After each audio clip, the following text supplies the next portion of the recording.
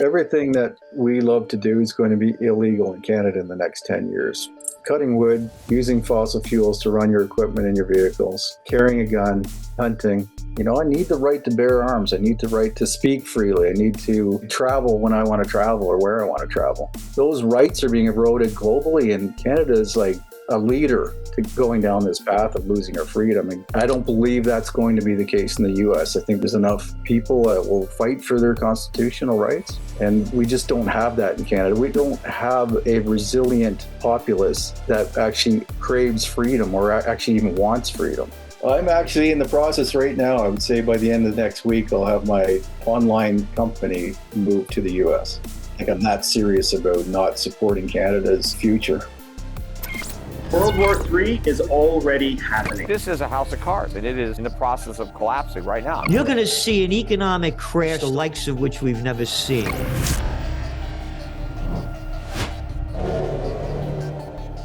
Hi folks, Canadian Prepper here. Back once again with a man who needs no introduction on the channel. Shawn James from Myselfreliance. A outdoor enthusiast, has built, I think, a few log cabins now, isn't it? It has been. Yeah. So, always sharing his expertise and his picturesque lifestyle that makes all of us want to escape into the wilderness. But I'm sure it's not without its share of challenges. How are you doing, Shawn? Very good. How are you doing? I'm doing all right. I'm still recovering from an illness. And as we talked about before the video, I had a sleepless night because I didn't close on a property that I really wanted. And it was an off-grid sort of retreat. So I figured, hey, this is a great time to be talking to Shawn James about this kind of stuff. So there's a lot going on here in Canada, and we can talk about our thoughts on the situation and where we think this is all going. But, what have you been up to over at Myselfreliance? What kind of projects are you working on right now? Well, first of all, thanks for having me on again. It's been a while, like over a year, I think, since we talked last, probably. I think it was early 2024. Yeah. The price of gold was around 2,000, so it's doubled now. Yeah. That's how I measure it now. When the last time I spoke to somebody, I spoke to him at 2,500, that guy at 3,000. Moving fast too, eh? Like 2% up just yesterday. I think another one today. It's going crazy. Yeah. Well, that tells you the problems that we've got, especially in our Western countries. But we'll get into that a little bit on the channel, though. I'm in my life, basically. I've been still developing my two properties, working on a master bedroom addition on the main cabin right now. Everything's still bloody slow when you're working alone and when you're trying to use what materials you have and dealing with the weather. And this year, actually, the heat has been an issue for us. Like, I don't know what it's been like in Saskatchewan, but here in Ontario, it's been just 40 degrees Celsius, over 30. Even all this week, it's been in the high 20s, 30 degrees Celsius with the humidex. Just insane. So that impacts my ability to work. And the result of that hot weather is the bugs. That's probably the worst bug year I've ever experienced. Really? I would have thought that the heat kind of kept some of the mosquitoes down. Maybe the black flies probably kept some of the mosquitoes down because it was dry, but they were bad enough. But the deer flies, I've never seen deer flies like this before. And I've been hearing that from everybody across the province. So They like the heat. Yeah. And so, we've experienced a lot of forest fires here in Saskatchewan. I mean, it's been a crazy year. It's actually been, it was a really hot, record hot September, but it was very cool throughout the summer for the most part, but, still above average, but not like what we've seen in previous years. Are you at all concerned about forest fires where you're at? Not particularly, like right around the cabin itself. I've got a lot of conifers, but the general area, first of all, I'm not so remote that they let fires go or that they can balloon into major fires. It's a lot of deciduous. So I'm in a little pocket of like boreal forest, but I'm surrounded by deciduous. So the fires don't tend to spread like you see like 5-hectare fires that they can put out fairly easily. So I'm not too concerned about it. If a fire starts near me, it's probably me starting it. That's a good point. Like that deciduous trees, like the aspen and the maples and stuff, they almost mitigate the fire risk. Yeah, it's very rare to see a fire carry very far in deciduous forest. In fact, like I do a lot of habitat improvement for wildlife, and burning the underbrush is, common practice. And it just doesn't carry. It burns up the duff, but it doesn't carry into the canopy where you see, like in a boreal area like you live in, with vast spruce forest, for example. That fire just gets so hot it carries through the canopy. That's why it travels so far. Yeah, all the sap and the pitch and all that stuff in there really Yeah. just rips. So, what was your reasoning for laying anchor in Ontario? I mean, it's a huge place up there in the north. I think a lot of people, they think Ontario, they think Toronto and the great megalopolis, the Golden Horseshoe, and all that. But North Ontario is like its own planet. And, so, what made you lay anchor there as opposed to out west here? Really, just because I grew up here and families here. Yeah. So we raised our two daughters that are adults now, 27 and 26, or 26 and 25. And we just raised them in a town north of north of the Greater Toronto area. So it made sense for us to stay within striking distance of that. Although we're starting to question our future here for political reasons, as well as, population. Population has changed. The demographics have changed in this area. So we're starting to think differently, especially now that our kids are adults and they're out on their own. And we're also finding that the community is not very hard to form community in modern life or modern society anyway. People don't tend to cooperate very well together. And you even get that in the area that I'm in. So we're not as anchored, other than the fact that I'm building these homesteads and putting in the infrastructure for the future. I feel like I can pick up and do that anywhere at this point. And Canada in general, to me, I wouldn't choose Canada if I could choose again. Interesting. Is there any country you might look into? I'm actually in the process right now. I would say by the end of the next week, I'll have my online company move to the US. Like, I'm that serious about not supporting Canada's future. Yeah. So I'm making moves to at least have that flexibility so that I can choose to either live in the US or live here. There's other countries that would be fine to move to, but starting over as an expat, but trying to do that in a let's say Mexico or Costa Rica or something, to move there and start over where you're clearly a visible minority in a sort of an unstable global situation. Yeah. I don't know if I want to start off where I'm so obviously not from that area. That's what makes that difficult. I feel like Canada has always been American culture. That's the way I'm 55 years old. Yeah. I grew up basically thinking I'm essentially American. We consumed American television, media, products. Well, I always say it's one of the few two countries where you used to be able to put quarters in each other's vending machines. Yeah, exactly. It's a good analogy. But here we are in a country that's decided we're going to go in a different route with their political system. So to try to separate from the U.S. is the most foolish thing we could possibly do. And the wedge that our politicians and our people are driving between Americans and ourselves is it's not healthy. It's not right. And it's a bad path. It's the wrong path to go down. If I had to choose one over the other, absolutely choose America. It's interesting you say that, because part of the reason why I didn't close on this recent property, which was picturesque in my opinion, I mean, I've been developing this thing called the Preparedness Resilience Rating Scale, and this scored very high. It scored high on every dimension. But one of the things in the back of my mind was what you're referring to, which is this increased regulation, really the lack of rights, privileges, whatever you want to call them, and just the government breathing down our necks at every turn. And I'm seriously giving consideration to moving out of the country at this point, because, I don't see a bright future if we continue on this trajectory for freedom. I mean, we have 90% of the country that's crown land, that's you can't even own. They're taking away all the guns. The future doesn't look too bright for people who are of an independent, self-reliance mindset. Now, that said, I also caution people, and perhaps this is a note to self, that I think that the American form of authoritarianism is very is almost like complementary to the Canadian form, whereby eventually the other shoe will drop, and who knows what the opposing party will leverage those new bureaucratic mechanisms that are now in place to coerce the population with, in the same way they're doing in Canada. What I'm trying to say is that I think it's moving towards the same end in both countries. It's just one's the blue-haired version and one's the red-hat version.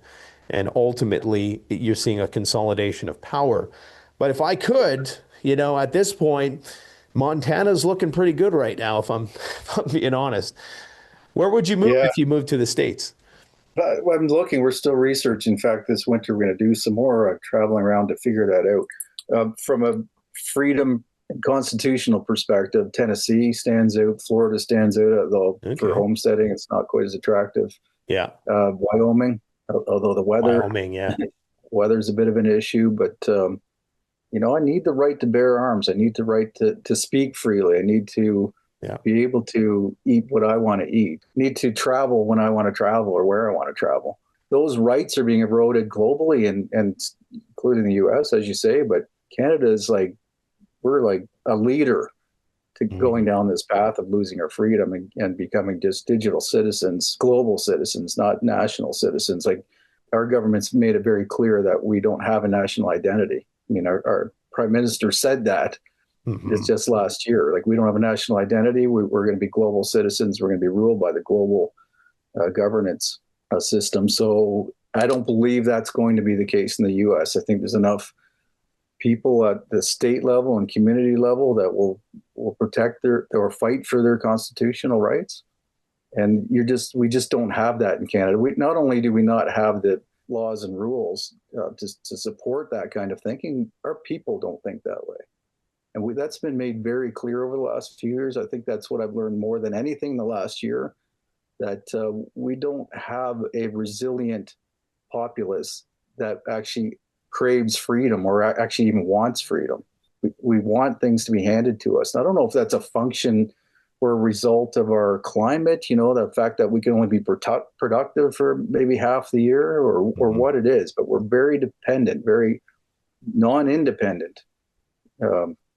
I don't see that changing. Like we're going in the wrong direction, and I think the U.S. is going in that direction as well. But I think if anybody's going to have a hope, any country is going to have a hope of extending the last bastion of freedom. Yeah, essentially. I mean, you can go to Argentina or somewhere like that, but I don't know. That's so unstable. I don't know if there's any future there. A lot of people are talking about Uruguay. Yeah, there's options, but we do have family. Like whatever we do, we're forging a path for our children too. Because I don't believe they have a future here. Like there's all the issues around the digitization of the world, but I know you're well aware of AI and what that's going to do to not just the job market, but potentially to humanity. Yeah, the future of humanity. I'm quite concerned about that. How much of this do you think is urban versus rural? Because I think when you really boil everything down, a lot of this is the divide between the people who are increasingly more dependent on the cities and the more elaborate supply chain, like you say, and people like yourself who are kind of, way out there on the periphery of all of this, trying to maintain whatever sort of agency they can over their lifestyle. Everybody is kind of being sucked into the gravity of the big cities. And I'm sure if you looked on a graph, you'd see that urbanization is increasing with all of these problems. How much of do you think is that? And is it inescapable at this point? Like, are we just archaic relic of the past? Yeah, well, it's pretty well there now. It's very true that there is a political divide. Urban versus rural is essentially the lines between red and blue. Mm-hmm. And if you live in a city, you really need to be taken care of. You don't have the means to be self-sufficient. People that choose to live in the country are more self-sufficient. We're more self-reliant. Yeah. We take responsibility for ourselves and for our families and our communities. Even if you have that mindset, but you live in a city, you're just dependent on the people around you, the government to provide you the services, the transportation, food. Like basically, you're 3 days away from starvation in the city. Like it's a very different way of living, and we really don't understand each other. The urbanites don't really understand the people in the country, and that's why they, in our case, our government passes laws like the EV mandate. It forces people into cities, or it Because you can't use a combustion engine to go long distances, is what you're saying.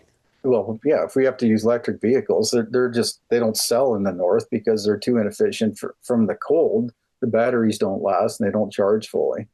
Uh, we use trucks to move things around because we're carrying animals in the back of our trucks, or building materials or food.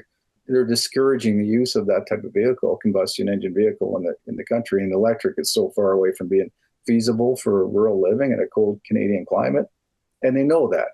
There's no way that by 2030 or 2035, whatever it's been extended to, that technology is going to catch up to the demands of a rural lifestyle. Yeah, and the thing about the urban-rural divide, it can actually bridge a lot of these, I view them as more artificial cultural divides, where you have black versus white, the sexes, the gender, whatever. A lot of that stuff doesn't matter when you're out in the country. It's just like, you are who you are. There's a scene in what was that show called? 1870 something, but it was one of those, it's the Yellowstone prelude. Yeah, Yeah. yeah. And there's a scene in there where like one of the native guys, he's looking for a job, and, they're like, I can't get a job in the city. And he's like, people are like, well, go out, the cowboys will hire you. They don't care, So it's kind of like there's a rural mentality of a lot of these divisions have almost been like artificially imposed on the city, and they're leveraged by the powers that be to kind of, bring about whatever sort of regulation and coercion that they see fit. So escaping to country life can be liberating, not only from the clutches of supply chain dependency, but also from a lot of these, divisions.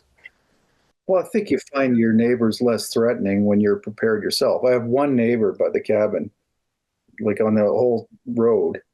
We don't have electricity on that road.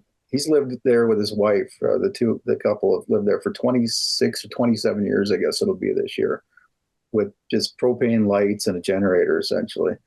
135 acres, I think. He says to me, if you ever need anything, like anything ever, just feel free to reach out and he'll drop everything for you. And I said the same to him. He said, well, thanks, but I've been here for 26 years. I'm not going to need you for anything. But the community, the idea is there that we would help one another out. Mm-hmm. And they're old. They're like 77, 78 years old. I've always said that's one of the least selfish thing you can do is be self-reliant, because you're taking care of yourself. You not only in a position to help others, you're not going to be a burden on society or a burden on your community. You're not going to need their help or their resources when there's tough times, whatever those times are, whatever the cause of that is. So you don't get that as much in the city, right? So you get a lot more tribalism, you get a lot more conflict, and you're much more aware of the lack of resources that you have. If you're, say, in an enclave in a city, you're completely dependent on the system, but everybody there is, so you're aware of that. And if there's a fight for resources, like you see it in the grocery stores, when there is some kind of delay in deliveries, you see how people are fighting for the resources. That just happens less so in the country. Mm-hmm. Yeah, I mean, what would you say to people who would say, well, I don't have the resources to kind of get out and live that lifestyle, or maybe the argument that, human population is too large now to accommodate and have the carrying capacity of the land support such a large amount of people. What would you say to those? Because I could see, this lifestyle not being amenable to, maybe a small family who's, starting out and they need to be nearby various services or activities, or, what would your advice be? You use the word need instead of want. Like basically we want to be near those things. We want that. It's more than we need to. It's really, this is the path of most resistance. And that's not natural. Like any animal is going to choose the path of least resistance given the choice. And it's much easier to get a job and live in the city and just go to the grocery store and buy your groceries. But our withdrawal from nature and our urbanization is causing more mental health issues, and also then physical health issues, for the very reason that we're choosing those conveniences over a life of a little bit more hardship, but more natural living. We choose to take the path of least resistance, and that's the majority of people. And that, yeah, I couldn't afford this either. Like, it's just an excuse that people give that they don't have the resources, they can't get out to the country. That's always a choice. Like, these assets going up right now and the printing of money by all the governments, especially the U.S. government, and all you hear in the news is how the U.S. is printing so much money that they're devaluing your currency. We're at like a 1.4 exchange rate from U.S. to Canadian dollars. As fast as the U.S. is devaluing their dollar, Canada is doing it faster. So that's putting people in a position where they can't afford living, can't afford life, and they don't have money to buy assets. The things that go up when there's massive money printing are assets. And right now you're seeing, and we've seen since COVID, you've seen real estate prices go crazy, gold, silver, Bitcoin, and things like that. Harder assets, real assets. Yeah, it almost seems like the prices of property in rural compared to urban are probably more attractive or going down. Yeah, they are here too, especially. But here there's a lot of second homes, and that's what mainly what's going down. If it's a productive property, people are still buying them. Right. But my point is that if you can't buy assets to benefit from the appreciation of those assets as the governments continue to print money and will continue, you probably aren't working to your full capacity in order to have extra money to buy those things. That, I know there's lots of exceptions, and I know that's an offensive comment. I grew up like lower middle class. My father was laid off half the time from his construction job. The construction in the 70s and 80s wasn't like what it is today. You didn't make a lot of money doing physical trades. So I did not grow up well off. I struggled and worked hard for everything that I've ever had. I lost everything, as anybody who follows my story and has followed my channel knows. I was $750,000 in debt and had to climb back out of that. And then once I got to keep going and keep building until I built a life of resilience. That's hard work. That's like nonstop work, never letting your guard down, and putting that extra effort in over and above what somebody does who works 40 hours a week. And that's just the reality. If you want to get ahead in life, you have to either get really lucky but most likely you're going to have to work your ass off. Yeah. And if you're not, if you think you're working hard because you work a 40 or even a 50-hour week, that's great. But then don't expect to have the same thing that somebody who works 80 hours a week has. Mm-hmm. And that's what I've worked. Like, you've asked me about my channel, how it's doing right now. I'm just putting less effort into the channel, but still the equal amount of effort into building out my infrastructure. But the reality is I worked at this channel probably 80 hours a week for the first 10 years. Yeah. That's why I was successful. That's why the channel was successful, not because I got lucky.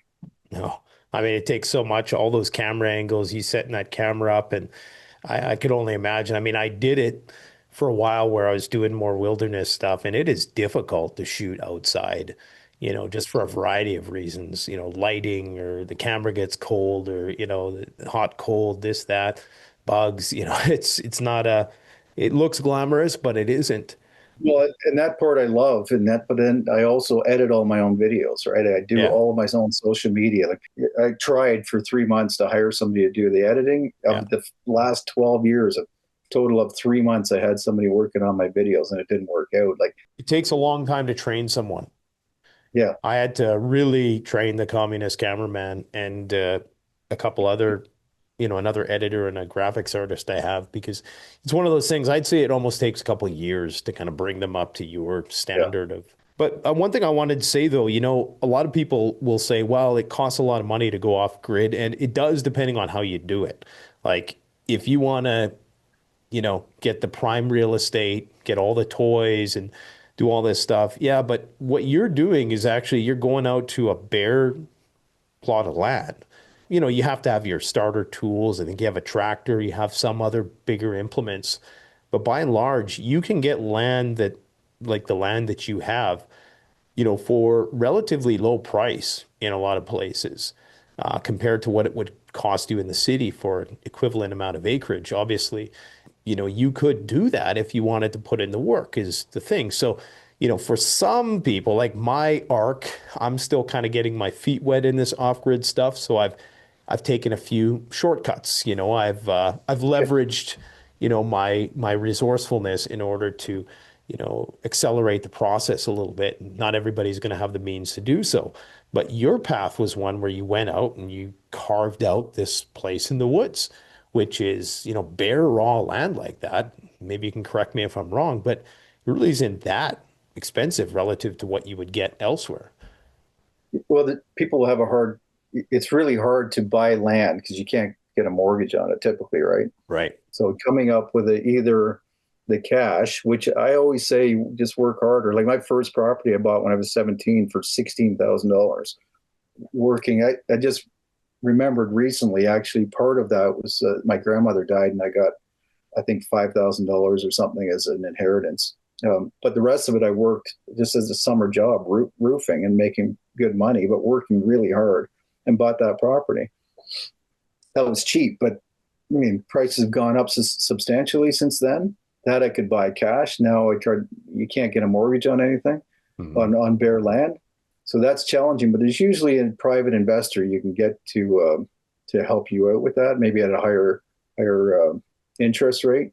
But if you're doing all the work like I did, I mean, it's the place itself. Like somebody bought that cabin that you've got shown in the background. Somebody bought that off of me when I had those neighbor issues, and I relocated to where I am now. But somebody bought that and they had a young child and they're living in it. Yeah. They built an addition on it, but it's fine for a family even, and they're roughing it. And you harvested all this wood from the surrounding regions. Well, that cabin I did not actually. Part of it I did. Yeah. But those logs are actually fence posts because that was the cheapest thing I could find of that dimension. Oh. So I built the cabin based on those fence posts. They're cedar. Okay. But they were cheap because they're sold for fence posts. If you bought like log cabin logs, that would be $10,000, $20,000 worth of logs. Yeah. Probably cost me $1,000. So just being resourceful.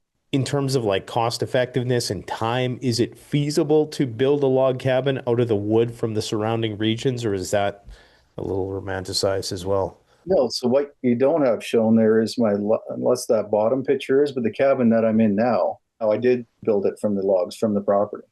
Okay. So when we were relocating, when I needed to get out of that property, we found a bigger parcel. That was 20 acres. We found a 100-acre parcel cheaper than what we were able to sell that property for. And it had a lot more conifer sections, like a lot more boreal type of woodland, and massive 85-year-old spruce trees and pine trees. So I was able to harvest not only enough to make or to use for logs for the walls, but to also mill lumber. And I'm still doing that. That's an important consideration for people, I think. Hey, like if you're buying land, is that like a big kind of a deal breaker for you if it doesn't have wood on it, it doesn't have trees on it? Before I built that first cabin, a viewer of the channel, when I was really just doing outdoor content, offered logs off of his property. Like if you show that you have initiative, be surprised how many people come out of the woodwork willing to help you. My audience has been just incredible. The things that I've been sent over the years and that the help I've been offered, I mean, that keeps me going in a lot of cases. Like it just changes my view of the world that people are so generous. There's somebody, it looks like somebody else has moved on to my road. I haven't run into them yet, but when I drive in or out in the morning, I'll see their car there. And I've seen a young woman, she's probably 22 years old with a baby on her hip coming out of the woods there. I know there was nothing there when they bought the property. So I think they're either living in a little camper or they've built themselves a little cabin of some sort. So people are doing it. Tiny homes, another good example. Like there are ways to live cheaply and to live this lifestyle if you put your effort in. But just to go back to the type of land, water is more important than the trees that are on the property. So if you can get trees from somebody else, maybe you can barter for that, or maybe they'll donate them, or maybe you have to buy them. But you really need water in order to grow your own food, and obviously for your own water for cooking, eating, and drinking, and cleaning, and so on. So water would come first. For me, privacy was a big issue. So we looked for acreage. We found that's extremely rare, 100-acre parcel, completely surrounded, like literally on all four sides by Crown land. Nice. Extremely rare. And so you have to access across Crown land? No, it's the road. Like we have a dirt road that abuts the front of the 100-acre parcel. On three sides we have Crown land, but across the road is Crown land as well. Okay. And then we have a spring, a natural spring, that there actually was some development on this in this area 150 years ago, basically because this spring existed to provide drinking water for people. Yeah. So we have that. We have surface water. Can easily dig a well. Like I said, the remoteness, the wildlife, because I hunt most of our meat and we mostly eat meat. Yeah. And then the fruit trees and all the permaculture, permanent planting, perennial planting that we've done over the last 5 years, is starting to pay off now. But all through hard work, like none of it was there. Like I heard you say on Chris Martinson's podcast, you're talking about the arability of your land, like how good the soil is in Saskatchewan. Yeah. Here it's horrible. Like to improve this soil to the point where you can grow food, it's taking me the last 5 years. Right. Yeah. And there's so many like pros and cons, right? Like here we get plow winds, we get hail. Like hail destroyed my orchard this year. Not destroyed it, but basically, set it back, ruined it for this season anyways. And yeah, I mean, there's, if you don't want to get some stuff trucked in, which costs a pretty penny, you have to build it up yourself, right? Plus you need redundancy. We had failures this year in all of our fruit trees. They did not produce, I think partially because we over pruned them this past winter for shape. Okay. And I wasn't counting on getting a large harvest anyway from those fruit trees, but we've set them back a year. So next year they're probably going to produce heavily. But because we had squash, we had our annuals, we have lots of berries. So blueberries, grapes, Saskatoon berries failed too, actually, like yours didn't do well. Has caps, yes, blackberries, raspberries, strawberries, blueberries, gooseberries. So many things did produce well for us. Okay. But shrubs. So we went to an organic apple orchard thinking we're going to fill our pantry or fill our root cellar with apples. They had the same failure on a commercial scale. Was it the heat? I think it was partially a late spring was odd. We got some cold weather right when plants were or the trees were flowering. Yeah. And we noticed here that we had far fewer pollinators than we did other springs. So I think most of the plants just didn't pollinate. And then because we had hot, humid weather, we had disease. So we had peach leaf curl, for example, on our nectarines and our peaches. And so you're trying to grow peaches out there? Yeah, they're like the trees are doing great. I did get some peaches last year and some nectarines. Because you're in zone what, like 3A, 4. 2B? Oh, you're in zone 4. Okay, so you're down there in a little lower. Okay. Well, we have lake effect too, right? So we get a little bit higher zone. Oh, nice. Yeah, so 4 is a good kind of all-around zone. Because you build a greenhouse, you can pretty much do anything. Yeah, it's challenging with the 4 is not great for a lot of fruit trees, but you can always find hardier. Well, I get them from the prairies, most of our fruit trees. So there's some peaches that are down. Well, you're talking to a guy who's in like 3A, 3B. So for me, 4 is like up there. Yeah, that's like the tropics. Yeah. So based, as far as self-reliance concerned, I did not grow potatoes this year. Last year, or the year, was it 2 and 3 years ago, my goal was to grow 1 million calories, grow and harvest, grow and harvest, let's say 1 million calories. Yeah. And we did that, took 2 years in a row, but primarily with, hunting and fishing was included in that as well, but primarily from potatoes, squash, and things like that. I didn't grow them this year. Now we had this fruit failure, and I did get a bear this spring, but I didn't get a moose tag this year. So we're actually reliant on contacts that we made. Luckily, we still don't rely on the grocery store. So we're able to buy our meat, for example, and our fruits and vegetables from other sources directly, and our milk. Okay. But I don't like being in that position. I don't want to be in a position where I've failed and then I am reliant on other people to provide our calories. So I'd rather grow enough calories for a family of 4, so for our daughters as well. And then if we prefer to eat other things, because our diet has changed over the last 3 or 4 years as well, then at least we have that food as a backup, but also to barter with or to give away. Contrary to popular belief, in the apocalypse, most people aren't going to die by the hands of marauders. In fact, you're probably going to die from disease. This is why you need antibiotics. The problem is, getting them requires a prescription. Well, today's sponsor is Jace Medical.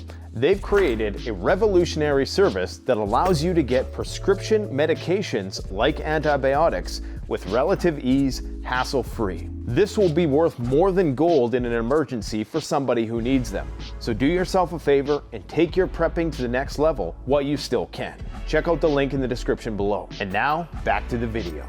Well, I like what you said about the path of least resistance. And, maybe this is where a lot of the problems in our society stem from, is the fact that it's so easy to kind of go to the path of least resistance, right? And as preppers and survivalists, I don't know what you consider yourself, but the goal is to realize that, well, if you go to the path of least resistance, you're going to get soft, you're going to get weak, your natural skills are going to atrophy, and then when it hits the fan, you're basically going to be totally dependent on the government. So there's a consequence to everybody, whether it works itself out in mental illness or whatnot, of people trying to just go the easy route all the time. So it's laudable that, people like yourself are going to such an extent. And I say people like yourself, I mean, I'm on that trajectory, but I'm not quite there yet, Path of least resistance is energy conservation. And if you want to survive, the more energy you can conserve, typically the better. So it's not like there's easier ways to live for sure. I enjoy this. To me, the further you get up on the hierarchy of needs, the more of the foundation of the hierarchy of needs is provided by others. I think the less satisfying it is. I think that is one of the major causes of mental illness and anxiety, just unhappiness. You've lost that sense of meaning and purpose. And I think starting at the bottom and working your way up is the proper way to live. So you have to have that. I think naturally I have that, but you also have to love nature. I think, like I said earlier, you need to love the challenge of providing for yourself. You need to get satisfaction out of doing something meaningful, but also taking responsibility and always achieving something, setting a goal and achieving that. And it's not attainable for everybody, but I'd say it's not. I always come back to there's people that have handicaps of some sort, mental or physical, but barring that, I don't know too many people that are living to their full potential. Yeah. And I hate to give people that benefit of the doubt or let them opt out I just feel like I said, people are putting in their full effort. And I think if they did, they wouldn't find that it's too hard, it's too burdensome. I think they would find more satisfaction and a more meaningful and happy life. Yeah, it's almost as if people are being conditioned to be against people like yourself, you're like an outsider, you're a liability, doing whatever they can to kind of demonize people who want to be self-reliant. Oh, why do you want to defend yourself if a violent criminal breaks into your house in the middle of the night? Why? It's like this vilification of self-preservation, and obviously it's diabolical when you really look into it. It's like, why are you trying to demonize people who want to take responsibility for themselves clearly, even if it's not a part of a concerted effort or an agenda, that's kind of where it's moving to increase government centralization and control and taking autonomy away from the individual. What are some things that you're concerned about right now in terms of what the future holds, in terms of like potential crisis or flashpoints? Or, I mean, we know the biggest concern is probably government, but what beyond that, is there other things that you're looking at? First of all, like immediately and already, it's the crisis of meaning. So the crisis of meaning, lack of happiness, I think is having a real impact on society now. I see that as a problem as I watch my own kids try to make their way in the world. Yeah. I see them, unfortunately, not being passionate about the path that I've taken, that my wife and I have taken. Yeah. So, and I see that they're suffering mentally because of that, and I can see the allure that modern society, as well as our government, is enticing people with. So I see this path that people are going to be drawn down, and inevitably the majority of people are going to end up there. So to me, that's a crisis. The job crisis is the same as the meaning crisis. What's going to happen with AI taking jobs, and it already has. And I'm surprised how many people will argue about this with me. They don't think that's a problem in the future, and they don't even recognize that it's already a problem. It's already happening. If you look at the singularity, or if you look at AGI that they're predicting as early as 2027, like the number of jobs and the ability to surveil citizens and make them comply and put them into a little bucket in 15-minute cities, a good example of that. Mm-hmm. Put them in a 15-minute city on a UBI. What the hell are they going to do with their time? What's their purpose going to be? Like, you can only get so much satisfaction from living in a virtual world. That obviously is their solution. That is what people are going to be doing. But there's no question that that's going to lead to an extreme crisis in mental health and physical health. That is not a healthy lifestyle. It's inhumane, and it's unnatural. And there's no way that can turn out well. But the merging of humans with AI and robots that's in our lifetime. I always thought this was something for the future I wouldn't have to worry about. But we're very, very close to that reality. And I just don't see how people like us fit into that.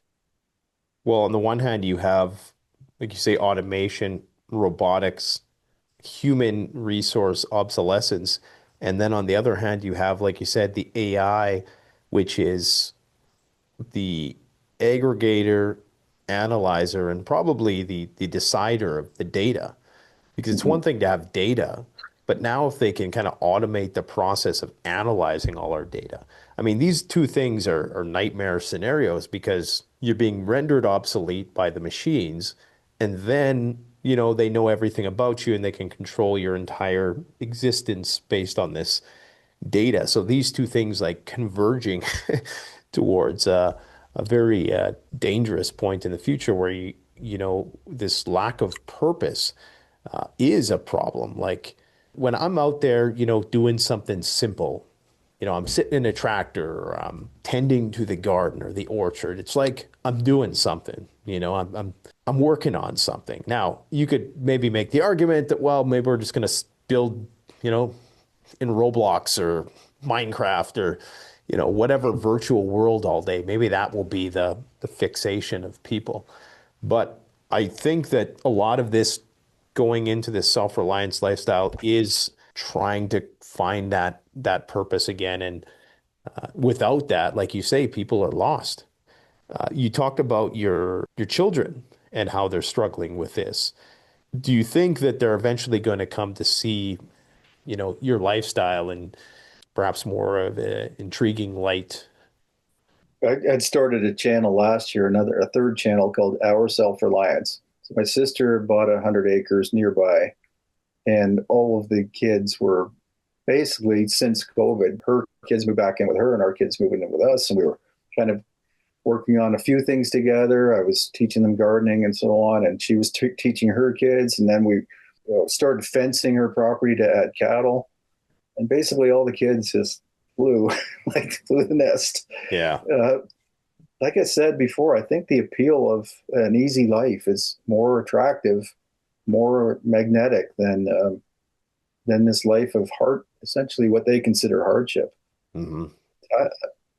I think first of all, it's more, appeals more to men to work outside in nature, work outside doing physical things and dealing with bugs. Like that's a serious issue in Canada or anywhere remote. Like the bugs are not enjoyable. No. They bugs and heat and cold, essentially.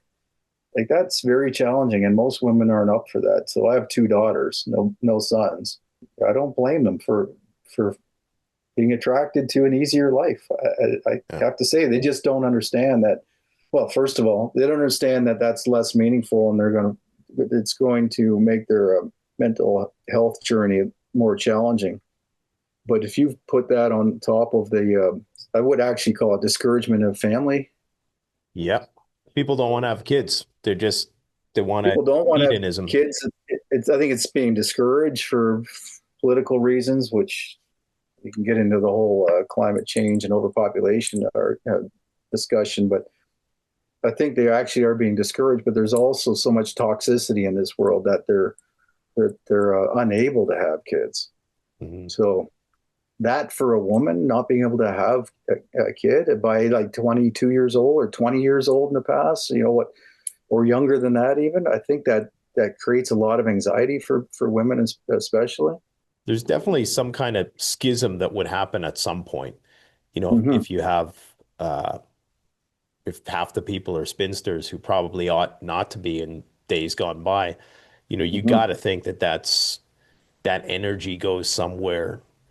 And that there's a composite with men as well. Like we were supposed to be warriors, we were supposed to be responsible, we were supposed to be doing certain things, and we're not. And so that creates all kinds of potential psychological issues, which is not to say that everybody's got to neatly conform to these pre-established gender roles, but these traditional gender roles. But by and large, I think if you trace things back, you would find that this is where a lot of those issues began.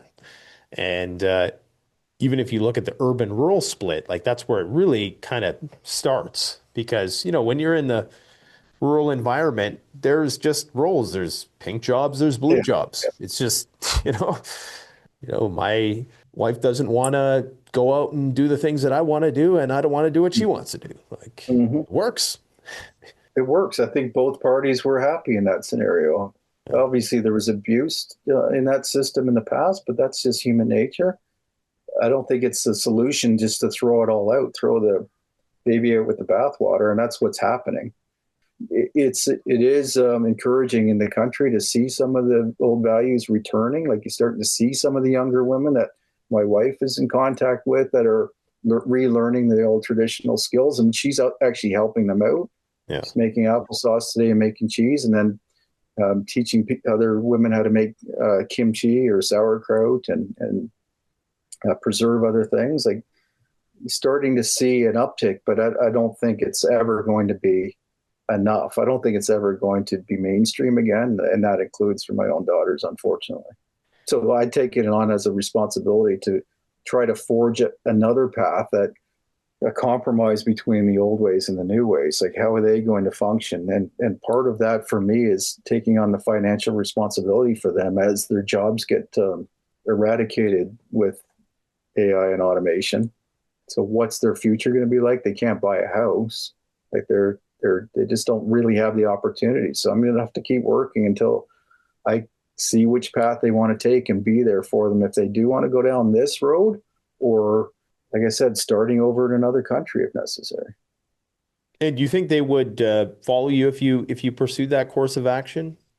Yeah, they're interested. They see the problems they realize they're not naive. They realize that the problems are everywhere, but the path that we're on here is irreversible as far as I'm concerned. We saw that in the last election cycle. I saw a survey yesterday that 78% of Canadians believe that critical industries should be nationalized, which they don't understand that actually is communism. That's the only difference between socialism that Canada is now and communism, is that in communism, the state owns all of the enterprises. Yeah. So that's very concerning to hear that.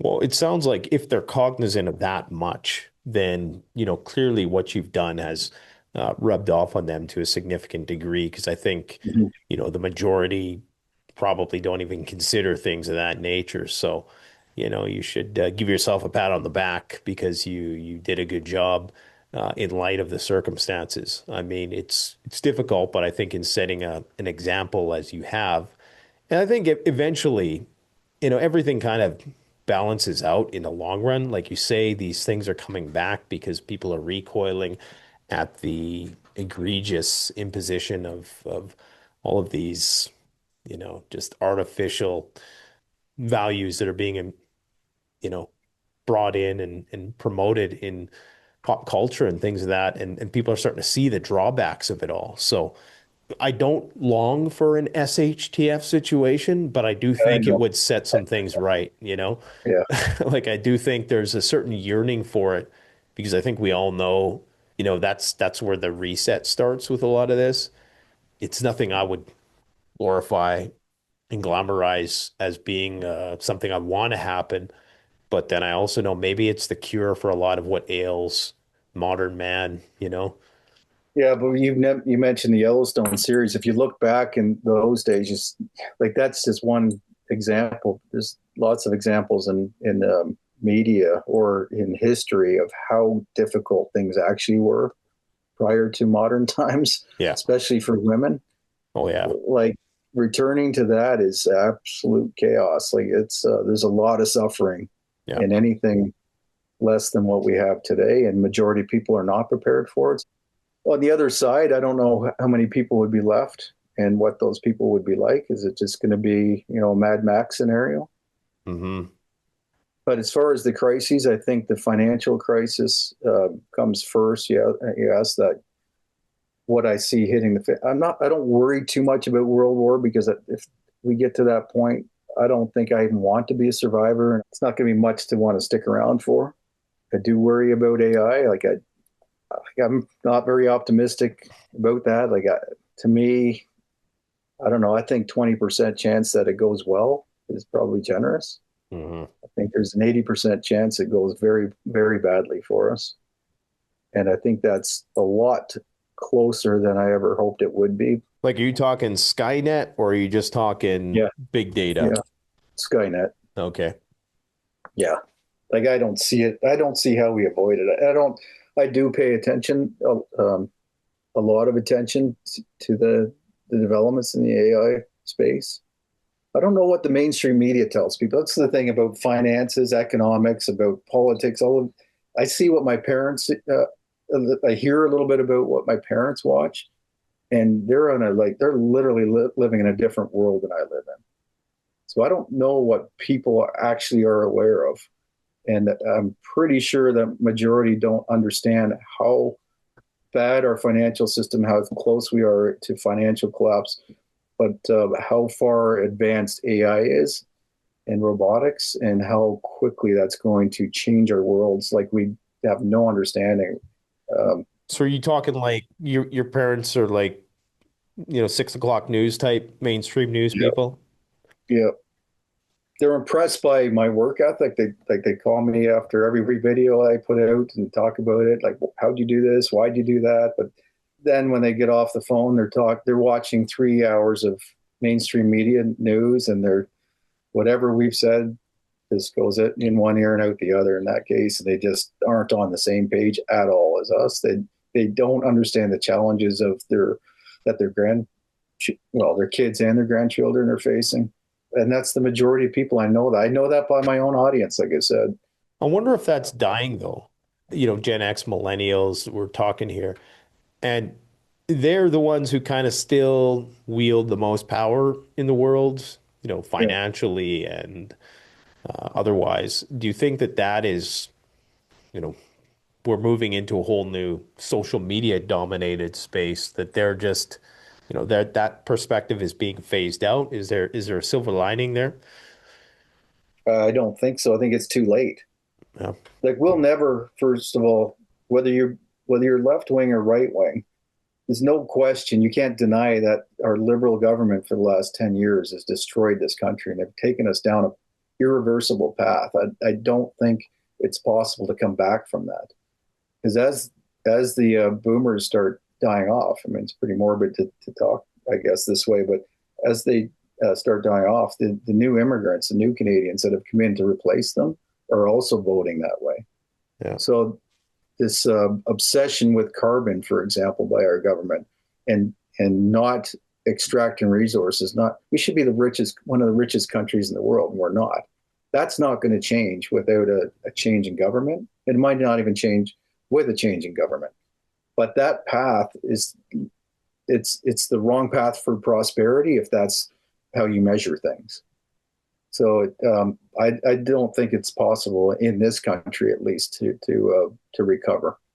I think it's 50 years. I think it's 2, 3 generations, 4 generations before we get to the other side in this country, back to an era of more prosperity and liberty. I don't think we'll ever have liberty, but let's hope that there's enough abundance at that point that we have autonomy again and a pursuit of happiness.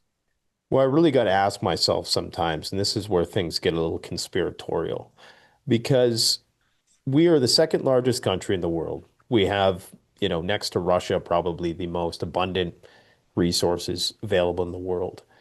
And we're next to a country which is, no disrespect to my American viewers and brothers and sisters, but there's a government right now that's slightly hostile towards us in certain respects. Now you could say that that's all just a facade or whatever. Maybe it is.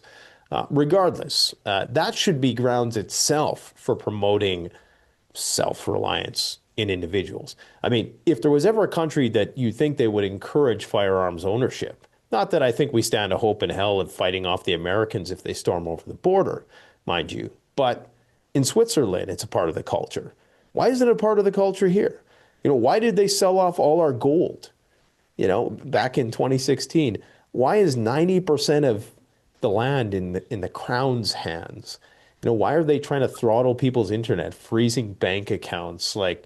It's almost like they're just putting us there on a silver platter to either be taken over by countries overseas or the United States. Doesn't it seem weird that they're completely neutering us, whereas our neighbors to the south are, one of the freest places on the planet? It almost starts to seem like it's being done intentionally. I hate to be that guy, but I think it's foolish to avoid that. I mean, that conspiracy. It just seems so obvious. There's no way that you can have this level of incompetence at that level, at the highest levels of government here. It has to be orchestrated, and you just look at the 2030 agenda. There's nothing in there that we're not doing. Yeah. We're definitely on that path. It's a globalization path. And you mentioned us having the most resources or second most resources in the world. We also have the largest consumer base in the U.S. right below us. That is our customer. That's who we should be sharing resources and culture with, not Europe. I mean, that's Carney's answer, right? We're going to sell our goods to Europe, who's across the ocean and currently buys about 10% of our goods. No, we have really good allies just south of us. We're basically, in my mind, one large continent of the same culture that we should be embracing, not to. And unfortunately, we spent half the winter down there last year. I didn't see a single Canadian license plate because it was right during the election cycle here, election process. I didn't see any Canadian plates anywhere in the U.S. But we were treated so wonderfully there. The only place we weren't treated well was when we came back to Canada and people heard we were in the States. The people between the two countries are fine with each other. The U.S. government is asking our Canadian government to do in order to improve relations is not unreasonable. Mm-hmm. But there's a reason we're choosing not to comply or to clean up our own country and our own borders. So it's definitely intentional. There's no way around that. That's why I think there's no future for me or my kids. Maybe there is for for their kids. Maybe there is for my grandkids. And so you have the AI, you have the financial crisis. What do you foresee unfolding with that? Is it like a dollar collapse? Is it stock market crash? Is it just disruption? Practical advice for somebody would be to acquire as many assets as possible, even if that's things like a tractor or some food and storage or something, because inflation is going to be an issue. And I saw that coming. I've owned businesses in the past, and the minute COVID hit and they shut us down, they said businesses shut down for 2 weeks or whatever it was to flatten the curve. I knew that my business, a contracting business, would suffer for at least a year just by losing 2 months at the prime time for construction. Yeah. And then when that extended, it's like, this is unsustainable. Like, there's no way most businesses can recover from this. But what I saw was that the inflation it was going to cause. So I went out and bought a tractor. I bought a whole bunch of implements, anything physical that I could get my hands on that I knew would be worth a lot more in the future. Not that I was planning on selling those things, but I didn't want to have to buy them in the future. That's where we're at right now. There's no way that we can move forward without printing dollars like crazy to offset the poor economy. The loss of jobs is going to be massive. My biggest fear from all of that is just more civil unrest.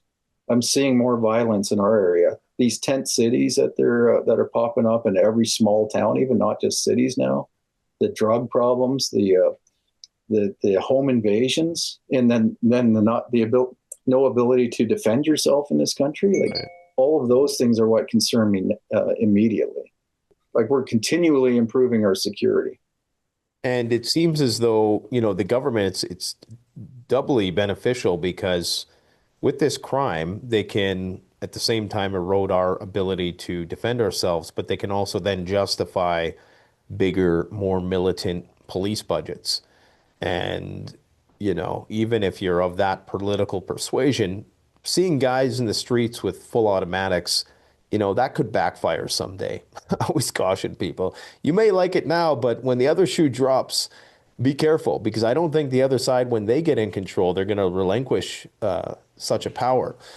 It's anarcho-tyranny, man. It's like, lawlessness, and it's incriminating the law-abiding people who are trying to do right, and laissez-faire with the criminals, and that justifies more police, more bureaucracy, and then it's just a self-perpetuating cycle where you're wholly dependent, and it's the Hunger Games, basically. Well, we're creating a split society of haves and have-nots. Like, we're eroding the middle class, creating more divide politically and financially. Just what I've built, people are envious of. I get as much jealousy as I get admiration.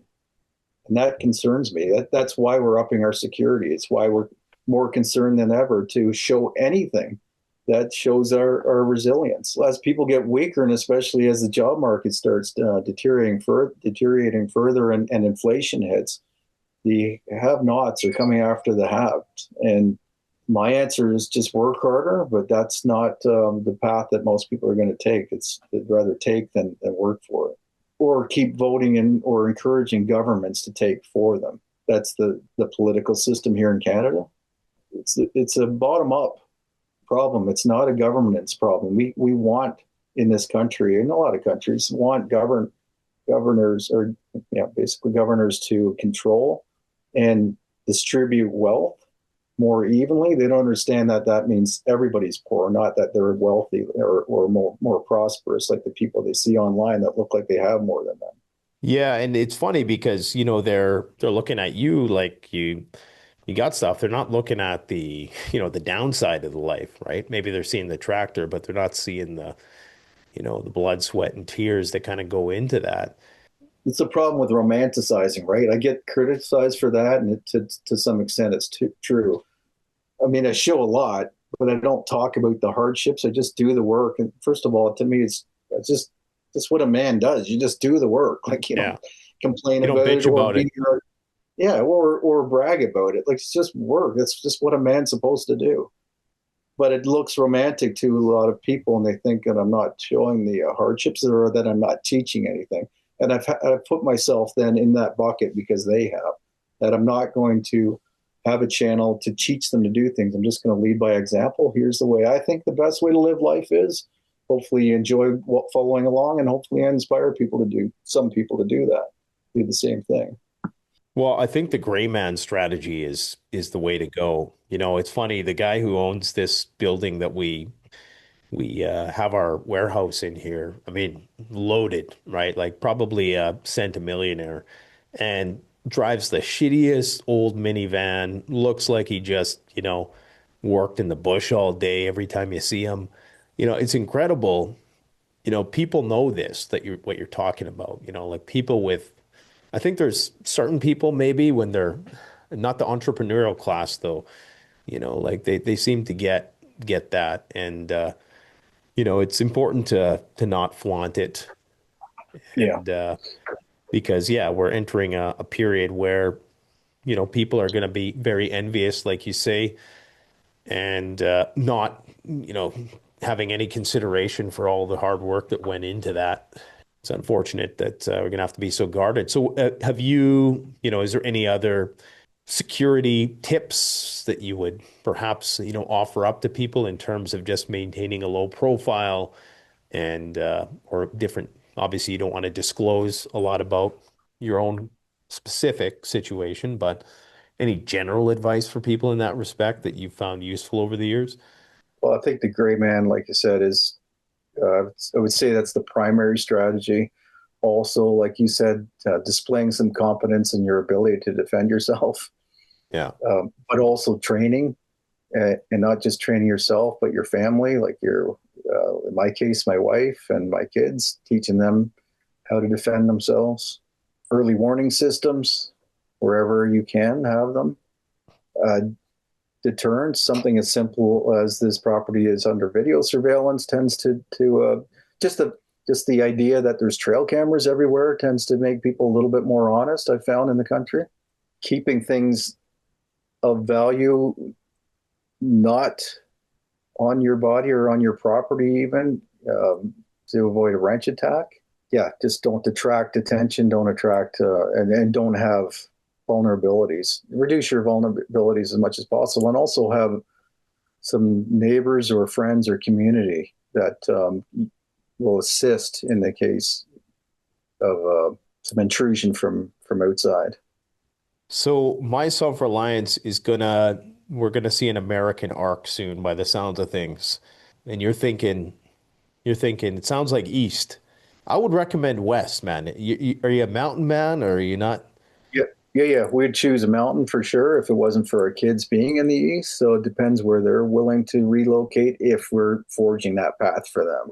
Yeah. I'm also open to being a little bit nomadic at first, or maybe having a winter and summer place. Like Okay. that seems to make sense. When you're in the U.S., you have these wonderful choices of what climate you want to live in.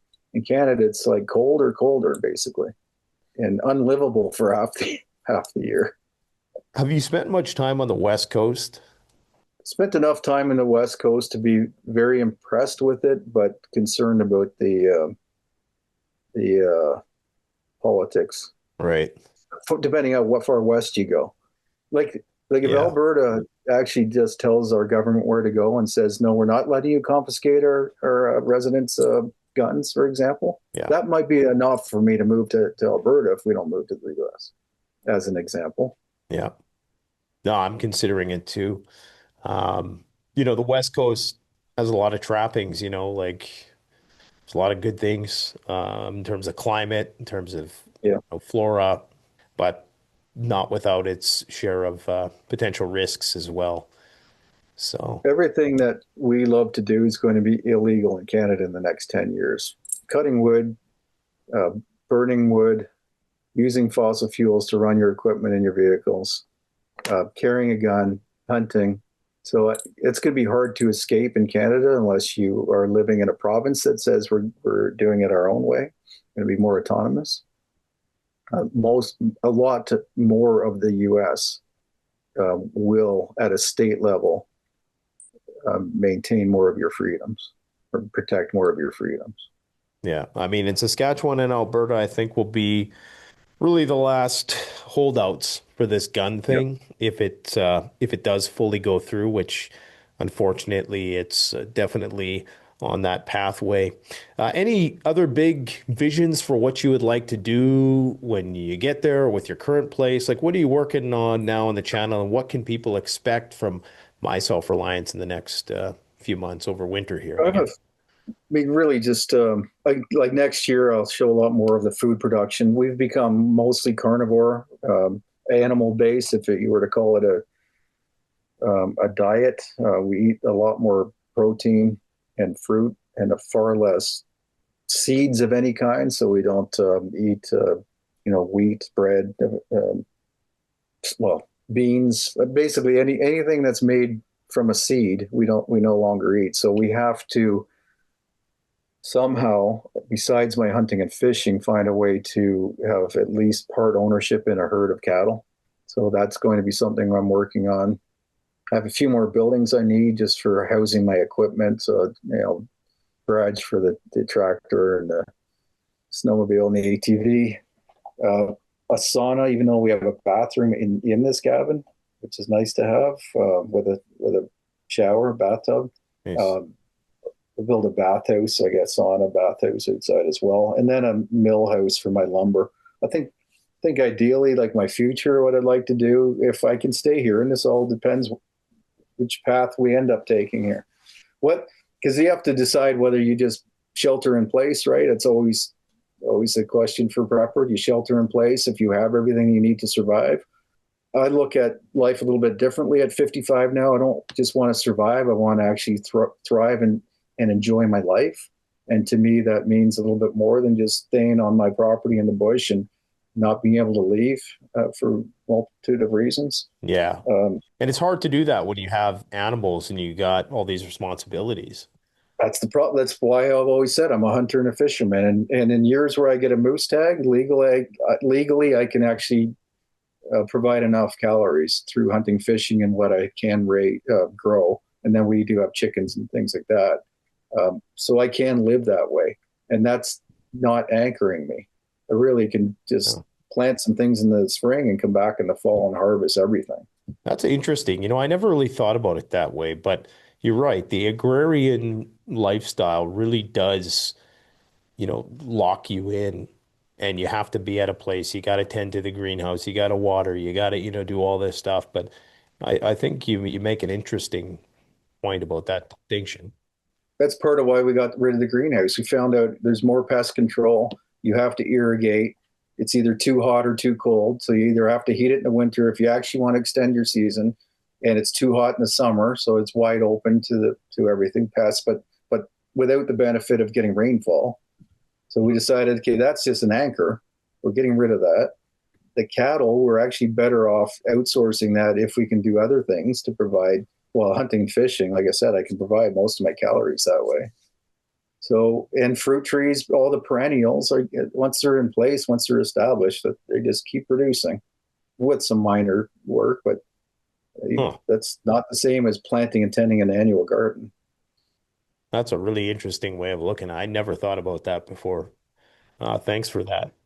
So food storage is actually more important to us now than the food production systems. I have two root cellars. I've discovered that I could put a year's worth of potatoes in that root cellar and still eat them in May of the following year.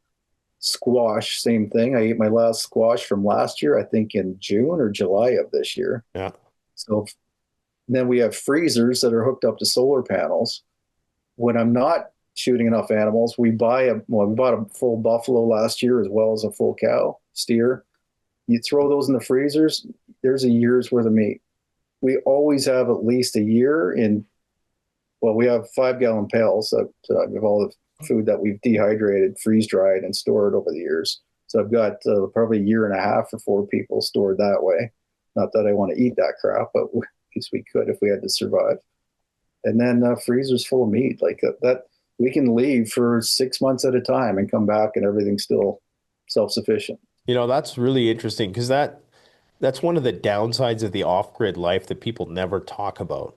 And you have all these ruminant animals and chickens and even if you have dogs or, whatever it Yeah. is, those are all dependents. Your greenhouse is a dependent in a way, and you have to have somebody on the property looking after it, So, you gave me a new way of looking at this because, I always knew that was a problem, but because they never talk about that. And that could be a good video in and of itself, just, talking about the drawbacks of agriculture, really, horticulture. Well, we've become unhealthier in the last 10,000 years since we became agriculturists. We're not meant actually to live that way. It's kind of a peasantry lifestyle. Yeah, serving the king. Like I said, I'm 55. With life extension now, maybe I could live to 100. I might be just halfway through my life. In the past, I thought for sure 65 was it for me. I've cleaned up my diet. I've been living this healthy outdoor lifestyle. I'm like literally got blood work like I'm 20 years old. Like I might live a long time, but I'm not satisfied to be a Dick Prenneke living in a cabin by myself and not just doing the same thing every day. That's Yeah. not the way I am. I'm an adventurer. I want to see the world. I want to experience new lives. I'm willing to move to Tennessee for a year or two, then move to Wyoming for a year or two, then Arizona for a year. Like I'm willing to do all of those things because I have one life to live and I'm going to live it to the fullest. I'm not interested in just surviving and just having this homestead. Hopefully I could always keep this. I can always return to it. And maybe it's like every year I'm still here half the year, but I want to have nothing tying me down so we can go do what we want and still be self-sufficient. Like I've got my truck set up to have a freezer in the back. We've got a freeze dryer. We freeze dry all the fruit. Like we can go on the road for 6 months and live out of the back of the truck because we've changed our diet. We don't go to fast food restaurants ever. We literally carry our food with us everywhere we go now. Yeah, movement is life, as the saying goes. I know another person who's a prominent public figure who recently had a bout of cancer, and they were able to cure it. Now, this is just one example. I can't say the same is going to work for everybody, but by eating just a meat, like a wild game meat diet. So there's definitely something to it. So I think you're on the right path there. Well, thank you for coming out today and sharing your insights with us because it's been very, very helpful for me in trying to figure out what my next moves are going to be in light of the circumstances that are going on. Above and beyond My Self-Reliance, are you still posting on the Shawn James channel? I notice you're not posting as much. I have not. I've decided just to consolidate, like I said, because I'm going to start, just streamlining a little bit, just becoming a little bit more efficient with my time. I do literally film every day still, but I don't necessarily post it all. Yeah. I tend to work on the project. I capture one segment of what I'm doing and then turn the camera off. For one thing, I'm usually like shirtless and shorts and like moccasins, and that's not what I show on camera. So I'm just becoming more efficient, showing a little bit less, still trying to provide entertainment and hopefully some inspiration, maybe some education. But I think that it can all be done on one channel, and we'll see how. Hopefully I do this forever. I enjoy doing it, and I might just show more of that nomadic part of my life, and that's fine on one channel. That'd be cool, man. I'm looking forward. I'm also looking forward to like the angry old man arc when you just go off the rails. I can't wait for that. That's going to be awesome. I'm close. I'm already there. Actually, So my video I released yesterday, I don't know what I was smoking in that video, but that's good.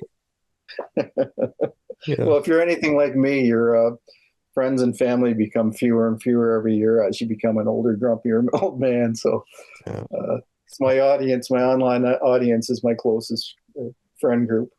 Par for the course. Well, we're slowly curating our audiences, and the one that stick with us, I guess those are the ones that count. Well, thanks a lot for coming out, man. I appreciate it, and I hope to return the favor.